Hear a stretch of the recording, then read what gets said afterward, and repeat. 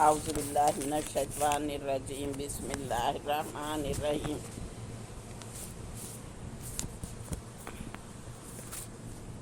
سورہ عصر ان الانسان لفی والعصر ان الانسان لفی خسر الا الذین آمنوا وعملوا الصالحات وتواصوا بالحق وتواصوا بالصبر صدق اللہ العلی العظیم۔ ترجمہ: زمانے کی قسم، انسان در حقیقت بڑے خسارے میں ہے سوائے ان لوگوں کے جو ایمان لائے اور نیک اعمال کرتے رہے اور ایک دوسرے کو حق کی نصیحت اور صبر کی تلقین کرتے رہے۔ پہلی ہی آیت میں لفظ العصر کو سورہ کا نام قرار دیا گیا۔ یہ مکے کے ابتدائی دور میں نازل ہوئی۔ یہ سورۃ جامع اور مختصر کلام کا بے نظیر نمونہ ہے۔ اس سورہ میں دو ٹوک انداز میں بتا دیا گیا فلاح کا راستہ کون سا ہے اور اس کی تباہی کا راستہ، بربادی کا راستہ کون سا ہے۔ صحابہ کرام کی نظروں میں اس سورہ کی بڑی اہمیت تھی۔ جب دو صحابی ایک دوسرے سے ملتے تو اس وقت تک جدا نہ ہوتے جب تک کہ وہ ایک دوسرے کو سورہ عصر نہ سنا لیتے۔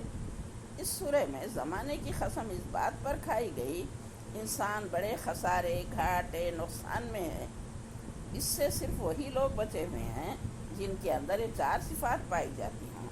نمبر 1 ایمان، دوسرا عمل صالح، تیسرا ایک دوسرے کو حق کی نصیحت کرنا، چوتھا ایک دوسرے کو صبر کی تلقین کرنا۔ زمانے کی قسم کا مطلب ہے اس حقیقت پر اللہ گواہ ہے کہ انسان خسارے میں ہے، یعنی ان چار صفات کو چھوڑ کر اپنی زندگی گزاریں گے تو کیا ہے وہ گھاٹے کا اور نقصان کا سبب بنے گا۔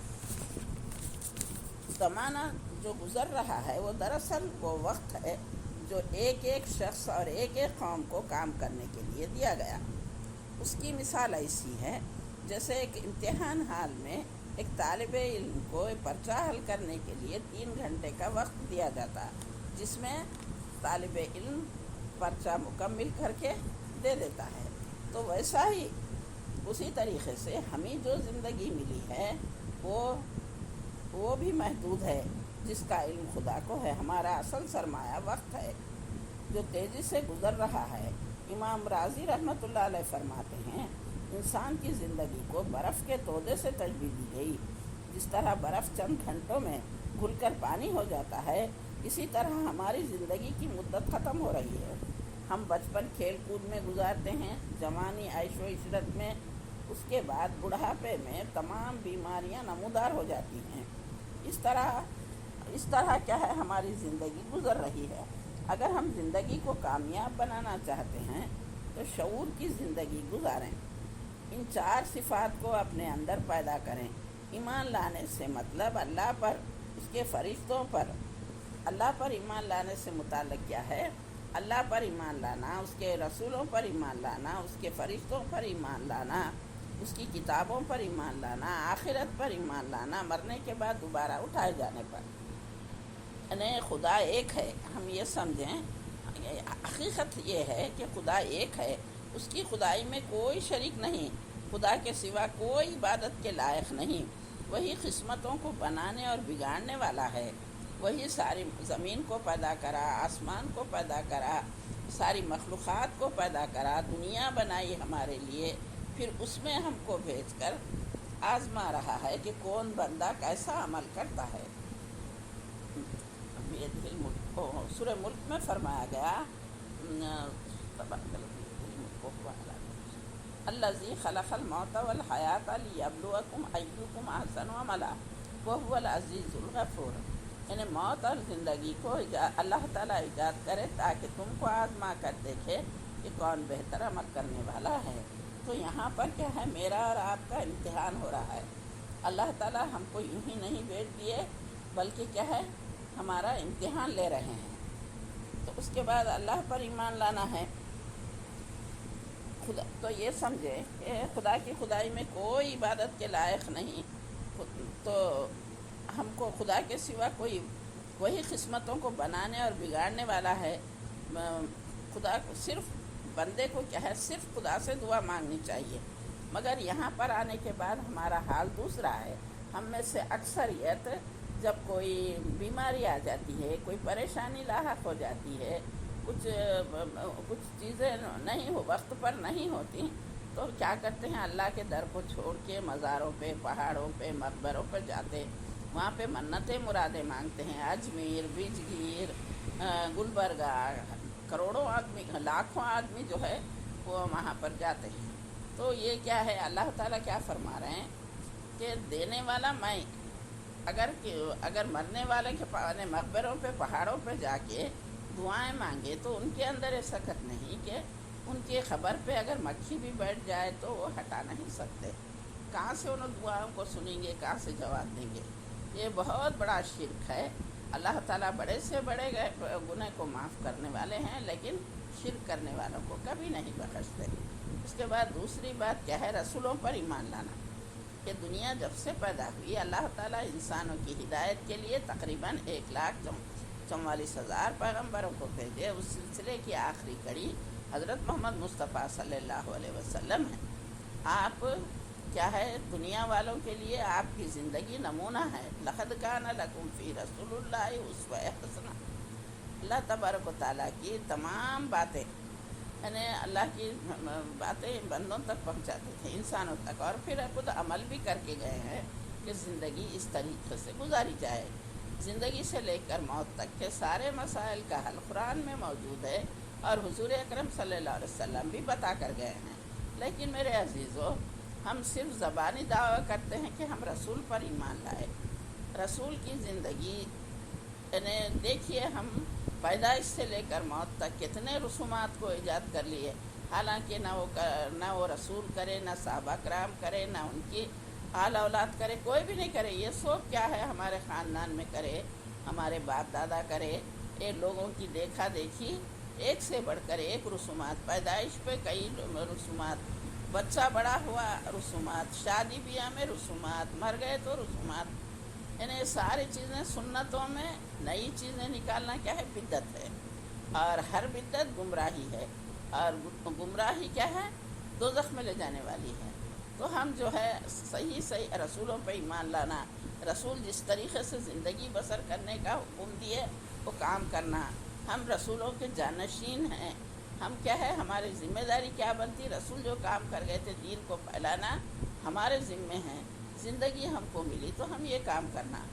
فرشتوں پر ایمان لانا یہ ہے کہ اللہ تعالیٰ اپنے مخلوق، نوری مخلوق کو پیدا کرے جو اپنے یعنی ان کے کام لیتے ہیں، جو کبھی کیا ہے بارش برسانے پہ ہے، روزی دینے پہ ہے۔ یعنی اللہ تعالیٰ ان کی تعداد سوائے خدا کی سب پر ایمان لانا ضروری ہے۔ کتابوں پر ایمان لانا، اللہ تعالیٰ زندگی گزارنے کے لیے چھوٹی بڑے کئی صحیفے نازل کیے، اس میں اہم کیا ہے، توریت، زبور، انجیل اور قرآن مجید ہے۔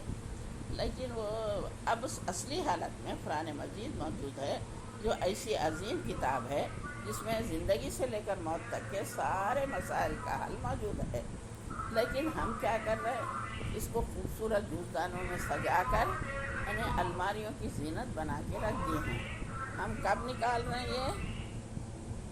جب رمضان آ جاتا ہے تو ناظرہ پڑھتے ہیں، کئی دفعہ ختم کرتے ہیں، اس سے ہم کو کچھ بھی ہمارے پالے نہیں پڑتا۔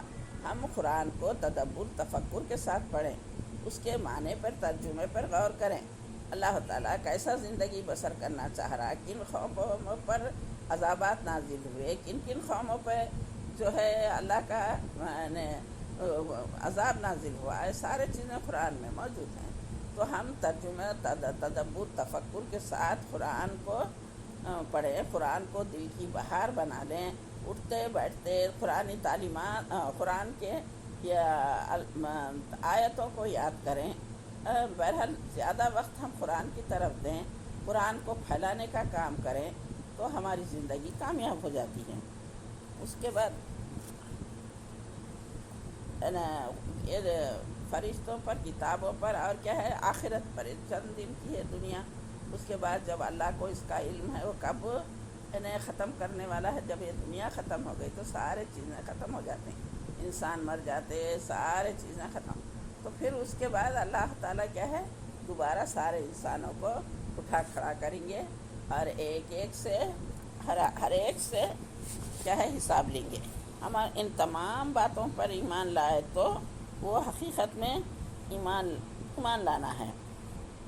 اور کیا ہے، اس کے بعد ایمان کے بعد دوسری صفت صالحات ہے، یعنی نیک عمل کرنا۔ ایک ایمان لانے کے بعد کیا ہے؟ نیک عمل کرنا۔ اب فرض کیجئے زمین میں ہم بیج ڈالے تو درخت اٹھتا، بیج ہی نہیں ڈالے تو کیا ہے؟ درخت نہیں اٹھتا۔ تو اسی طریقے سے ہمارا ایمان ہمارے دلوں میں ہے تو اس کے بعد ہم عمل صالح کرنا، نیک اعمال کرنا، اللہ تعالیٰ جو جو حکم دیے، نماز پڑھنا، روزہ رکھنا، قرآن پڑھنا، دوسروں کی مدد کرنا، سارے کام یہ نیک ہے۔ تو یہ نیک کام، تو جب تک ہم ایمان نہیں لائیں گے وہ کام ہمارے مکمل نہیں ہوتے۔ تو ہم ایمان بھی ضروری ہے، اس کے بعد کیا ہے؟ نیک اعمال کرنا۔ تو اللہ تعالیٰ کیا فرما رہے ہیں؟ تو ہماری زندگی اس وقت کامیاب ہے۔ اس کے بعد کیا فرما رہے ہیں؟ جب ایمان لائے اور نیک عمل کرے تو ایک معاشرہ بن جاتا، صالح معاشرہ۔ لہٰذا جہاں پر حق سے ہٹ کر باطل پر عمل ہو رہا ہے، ایک دوسرے کو تلقین کریں۔ یہ ذمہ داری ہم سب کی ہے، کیونکہ اب کوئی رسول آنے کے نہیں ہیں، ہم رسولوں کے جانشین ہیں۔ دنیا میں جہاں ایسے کام ہو رہے ہیں جس میں سنتوں کا پتہ نہیں ہے، بدعتوں کو اختیار کیا جا رہا ہے، ایک کا دیکھا دیکھی دوسرے لوگ بھی اس برائی میں ملوث ہو رہے ہیں، کہ ہم خاموش تماشائی نہ بنیں، بلکہ ہماری ذمہ داری بنتی ہے ان کو روکیں ٹوکیں، غلط کاموں پر روکیں۔ اس کے علاوہ بھی ہم حقداروں کے حقوق ادا کریں۔ یعنی حقوق بولے تو دو قسم کے ہیں، اللہ کا حق ہے، بندوں کا حق ہے، والدین کا حق ہے، رشتہ داروں کا حق ہے، یہ حق بھی ادا کریں۔ اور پھر کیا ہے؟ اور حقداروں کے حقوق ادا کریں، اور دین کو سربلندی کے لیے ایک دوسرے کو حق کی باطل چیزیں چھوڑ دیں، حق کا ساتھ دیں، یہ بھی ہم تلقین کریں۔ اس کے بعد چوتھی چیز جو آ رہی وہ کیا ہے؟ صبر کی تلقین ہے۔ ان تمام کاموں کے لیے انسان کو جلد باز نہیں ہونا چاہیے، بلکہ اللہ کے لیے صبر کرنا۔ اللہ تعالیٰ جو بھی حالات ڈالے اس پہ صبر کے ساتھ کام کریں گے تو اللہ تعالیٰ ہماری زندگی کو کامیاب بنا دیتے ہیں۔ تو اصل میں یہ بہت جامع صورت ہے۔ تو ہم چار چیزوں پر مکمل اگر ہم عمل کریں گے تو ہماری زندگی انشاءاللہ تعالیٰ کامیاب ہو جائیں گی۔ میں آخر میں اللہ سے دعا کرتی ہوں، کہنے سننے والے نہ بنا بلکہ عمل کی راہیں آسان فرما۔ آخر دعوانا